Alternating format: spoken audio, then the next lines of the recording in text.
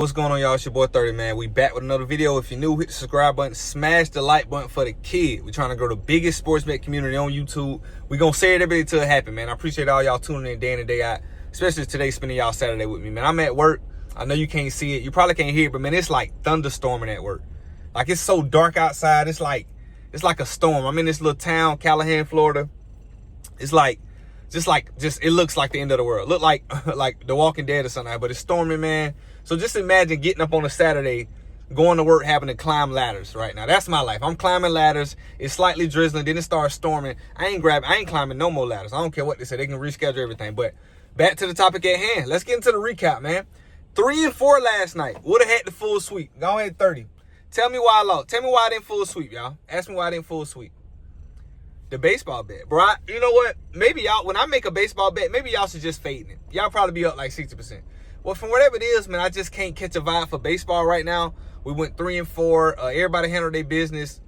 And it was a great night. Joker got that last assist in overtime. But honestly, we had to sweat like that for minus 16. He should have been had that assist. He had plenty of opportunities. Guys were just missing shots. But it is what it is. We cashed. Everything looked good. I knew Nuggets was going to play hard. I told everybody that game was going to go to overtime. I said that. I said it in the video yesterday. And I think I sent out a message in my Discord. Just the way Game 3, it was a close-knit game. Nobody wants to lose that game. Game 7 type atmosphere. So the Thunder feeling like crap because they lost. The Nuggets are hyped because they won. But I didn't like SGA his shot attempts at the end of the game. I didn't like him trying to get a foul. Like, you can't close a game out like that. You know what I mean? So I got 6 picks today, man. And unfortunately, I got 5 basketball. And you guessed it, 1 baseball. Man, I got to get a hold on it, man. I almost took Philly's money line today, but I can't double back with them after what they pulled against the Guardians. Like, I didn't finish the game, but last time I checked, they was in the 7th inning, and they didn't even score a run.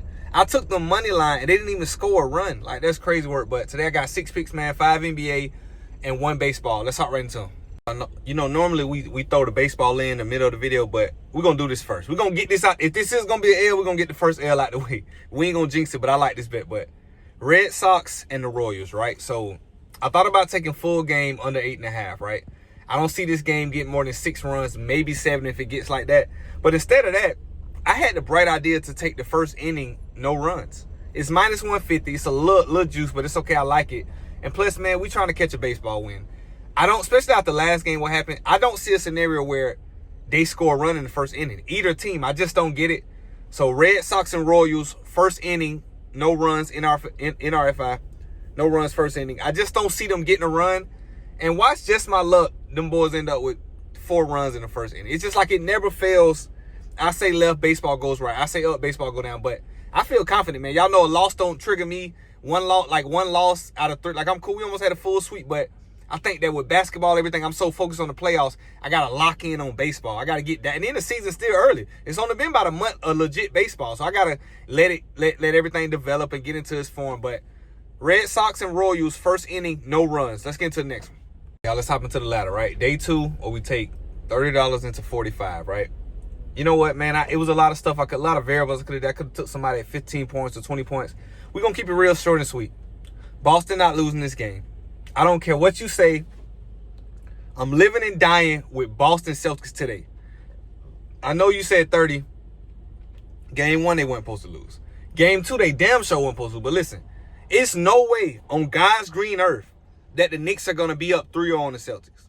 Some people saying the series are over. New York fans are getting a little crazy. Like, I understand. Y'all going back home, y'all up 2-0. Y'all in a great spot for some error. But for it to be a 5.5 spread for Boston is damn near disrespectful. They are still, even after blowing what they did, they're still 10 points better than the Knicks. Because what happened when Brunson gets hurt? Knock on wood. What happened when Brunson has a bad shooting night? When Josh Hart isn't rebounding like he normally does? Like, what happens when OG Anunoby can't hit a 3? What's going to happen? Celtics are going to kill them, and that's going to happen tonight. Not the injury, of course, but Celtics are going to win tonight. So, ladder challenge, day 2. Day 2. Celtics minus 2.5. They're going to win this game by 10 points easy. They're finna go in there. I almost took Celtics first half money line. That's something you can look into as well. But Celtics are about to kill the Knicks. You saw what they did 2 games in a row and gave it up. You think they're going to blow 3 straight 20-point leads? I just don't see it, man. So that's the ladder for the day. If you don't like it, you can switch it up. But I'm living it down with the Celtics day. Ladder challenge, day 2, Celtics minus 2.5. Let's get to the next one. Sticking with that same game. Like I say, it's Sometimes we get a little too creative and we think about it like a little too smart. But I'm not doing nothing crazy. I'm not going to try to reinvent the wheel. I'm not looking to no props into this game. I'm just going to take Celtics -4 on a straight bet. I'm going to double back. I told y'all, we living and dying with Boston. Boston -4. I really could have took a -5.5 at the line. I think they win this game by 10 points. It's not even close. They finna go in there and kill New York. And actually, to be honest with you, people may notice, but they're not going to admit it. Boston is an excellent road team as well. They're a great home team, but they're an excellent road team. They handle their business on the road. Check the stats they do. So, Celtics -4 on a straight bet. I just think they win this game by 10 points or more. It's just the reason why I don't like betting on props in the Celtics game, because they have so many different great players. You never know whose nights it's going to be. Like last game, people thought it was Tatum, but Brown was going off. Like, or Pritchard or Holiday or Porzingis or Al. You just, so many, Derek White does everything. So many great players, it's hard to predict them as opposed to a team like OKC or Nuggets with Jamal Murray and Joker. You know, the guys with the highest usage rate. But even though Tatum has a high usage rate, Brown does a lot. Like they have a great team, especially they started 5. So give me Celtics -4. I don't see how they lose this game at all. Celtics -4 on a straight bet. Let's get into the next one. Must be the day of the forest. Give me Timberwolves -4. I just don't see a scenario where the Timberwolves lose this game, right? With no Steph. Somebody asked me about the Warriors in the Discord, and I was like, man, this is no emotion, this no bias, straight logical fact. I can't see myself betting on the Warriors without Steph.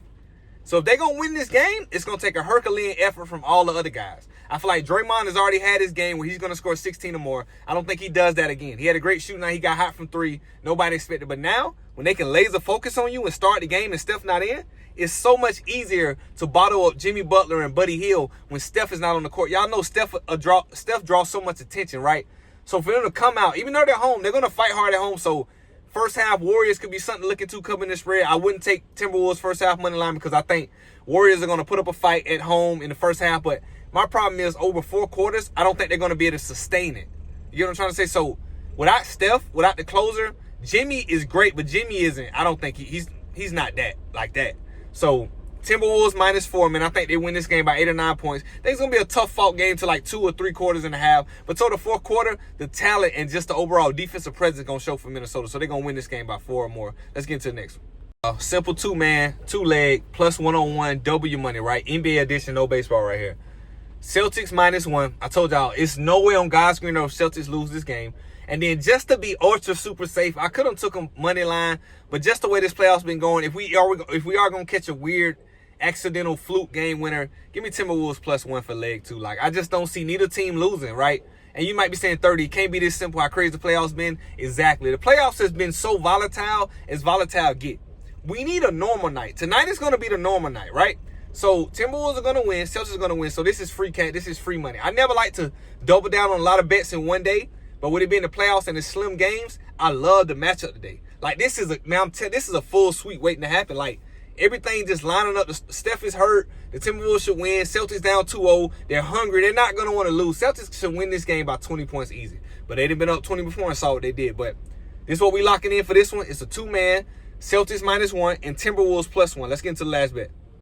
All right, y'all. Last bet of the day, right? It's the only player prop I got. The only one I thought had some value that I really like. I told you I'm not touching the player prop in the Boston Celtics game because it's just too volatile, man. It's too much.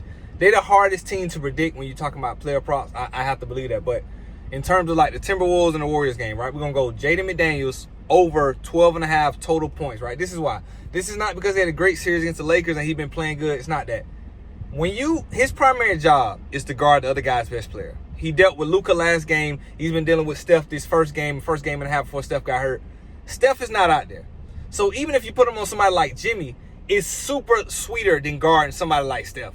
You can step back on Jimmy. If Jimmy going to hit 6 threes in a game, they'll live with that every time because it's just not going to happen. So Jaden McDaniels can focus on hitting shots, open looks, catching shoots. And I think that Ant almost took Ant on assist because I thought he was going to facilitate more. In a game like this, Steve Kerr wants to get the ball out of Ant hands and Julius Randle. So guys like Jaden McDaniels, Dante DiVincenzo, those guys will have a great shooting night because they're going to have to. Warriors are going to overhelp and make other guys beat them. So I think this is a perfect spot for Jaden McDaniels to get over 12.5 points, man. As I told y'all before, if you're thinking about taking a prop, check out Hall of Fame bets, man. I love it. Like, I've been using it for like a week, and y'all see. The last 3 videos, we've been cashing all our props. Everything been working out. Even the day that we didn't cash, we took Mike Conley under 4 assists. He had 0 at halftime, and he ended up with, like, I think exactly 4. Like, so that it was something crazy. But Check out Hall of Fame bets. You use code 30LOCKS. You get the first month 50% off and a 7-day free trial, man. But these are the picks for the day. I appreciate y'all rocking with me.